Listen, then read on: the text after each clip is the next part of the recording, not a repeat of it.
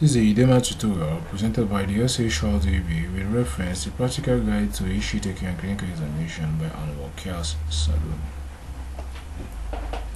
So Oedema. So what is Oedema? Oedema is a clinical condition characterized by either generalized or localized accumulation of excessive fluid in the interstitial space of the body, resulting to swelling of the tissue. So Oedema is just swelling of a certain part of the body. That's all. So it can be generalized, it can be localized. So the history taking in Oedema. So what is the history taking? And the causes, it can be secondary to albumin deficiency, it can be due to lymphatic blood venous obstruction, or it can be due to trauma. So Oedema. So you need to know that what. So we have Oedema history taking, identification, chief complaint. We have history of presenting complaint. So we have to know the onset, the duration, the timing, the character of the Oedema, how it started and how it progresses. Did it go from the lower limbs to the upper limbs? Did it go from the lower limbs to the abdomen? Did it go from the upper limbs to any place? Is it generalized? All that you have to know. Intermittent and persistent Oedema, you have associated symptoms. Is there fever? Is there pain? Is there oliguria? Is there difficulty in breathing and all that? So it's very important to know it. Past history, we have birth history, we have maternal nutrition, neonatal hemolytic disease, you have neonatal problem that may indicate possible renal disease. So we have past medical and surgical history, renal disease, heart disease, gastrointestinal disease, liver disease, menstrual cycle and all that. Medication history, current medication and allergy. We have over-the-counter drug, corticosteroid, lithium.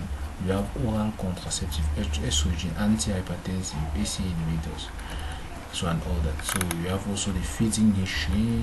So feeding history, kwashiorkor can result to Oedema.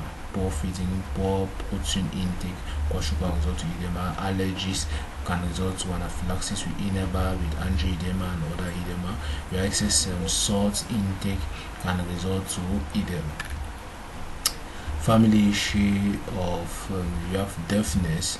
If you have a deafness plus hematuria plus Oedema, you can think of Alport syndrome, recurrent angioedema. We have liver disease, diabetes mellitus, autoimmune disease and heart disease. Social issue, you have risks of malnutrition, exposure to toxin, alcohol, chemical, sexual activity, prenatal exposure and all that.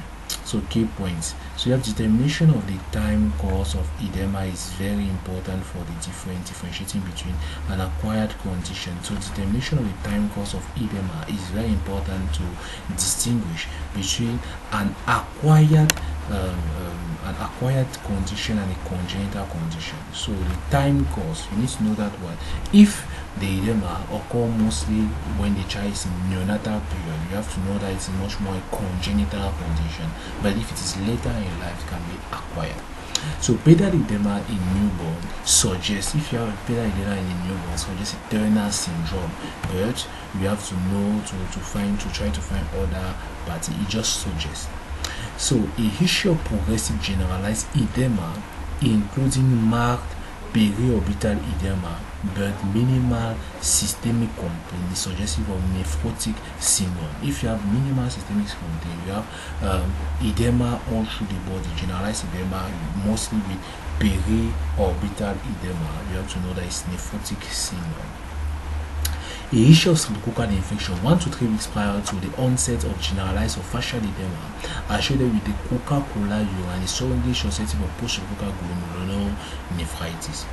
A history of Oedema with poor appetite. A history of Oedema with poor appetite, growth failure suggests of chronic renal failure. If you have a history of Oedema, poor appetite, growth failure, every time you think you have growth failure in a child, you must know that there is a chronic disorder, a congenital disorder. So it's chronic renal failure.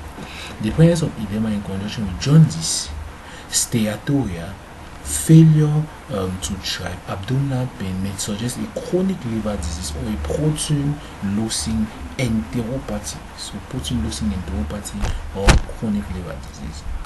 Localized edema in child with sickle cell disease, congenital heart disease, venous catheter, or malignant should raise the concern for venous thrombosis. So localized edema with a child with sickle cell disease, congenital heart disease, with venous catheter, it should make you think of a venous thrombosis.